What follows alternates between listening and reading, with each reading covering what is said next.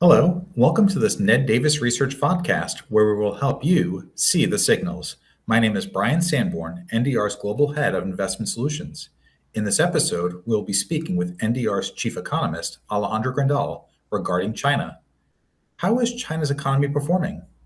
Hey, Brian, thanks for having me. So we have some pretty timely data from the Purchasing Managers Index, or PMI. This is data for May, a good monthly proxy for GDP.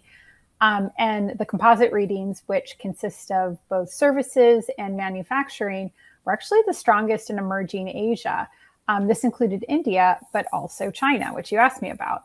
China also has an alternative PMI. It's the Rating Dog PMI. And it does tend to be more sensitive to export activity, and it also remained pretty firm.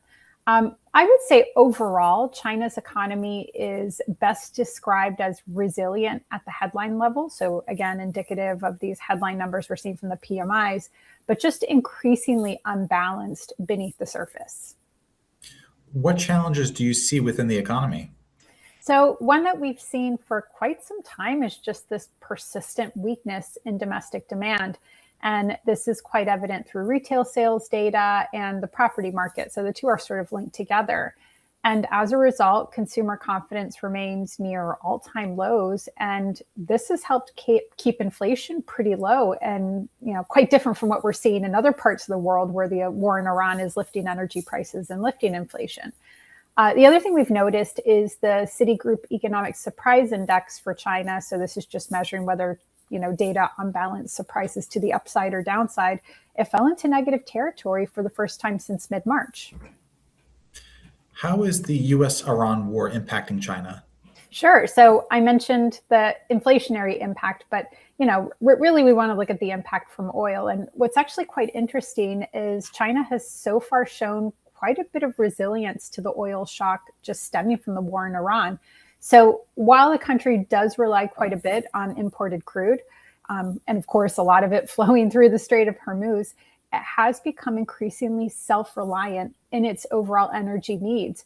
And in fact, its energy self-sufficiency is estimated at over 80%. And a lot of it just has to do with a significant increase in renewable energy capacity. This is something that's been happening for over a decade. We think the greater risk from the Iran conflict for China actually just lies in global demand and its impact on trade and how the overall war is impacting supply chains, because external demand has just been a pretty key driver of Chinese economic growth in recent years. And any slowdown tied to these higher oil prices, outside of China could dampen this Chinese export demand. What is your near-term outlook for China's economy? Yeah, so for now, we maintain our forecast of 4.5% real GDP growth this year, which is, actually in line with the government's target. That's usually what it ends up being, believe it or not. But China's its narrow leadership just makes it so vulnerable to downside risks. And again, as I mentioned before, particularly if this external demand weakens due to the war in Iran. So if this growth comes under pressures, as we've kind of seen in the past, the government steps in to respond. So historically, expansionary policies have been deployed when growth targets are at risk. We've seen it before. We'll probably see it again. So we expect a continuation of these targeted fiscal measures just to reach that growth goal, rather than this broad-based stimulus. So they don't want a bazooka. They don't want to just hit everything at once. And same goes with monetary policy, more gradual easing.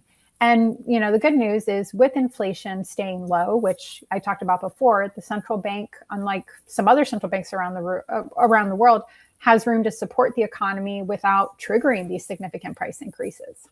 Alejandra, thank you for your insights. NDR clients can read Alejandra's research notes in her Global Economic Focus publications.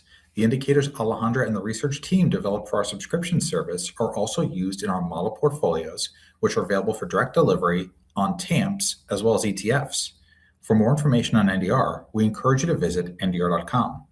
Also, for those listening in audio-only mode, video versions, including the charts of See the Signals, are available by going to info.ndr.com/ndr-signals. Thank you for joining us as we help you to see the signals. So long.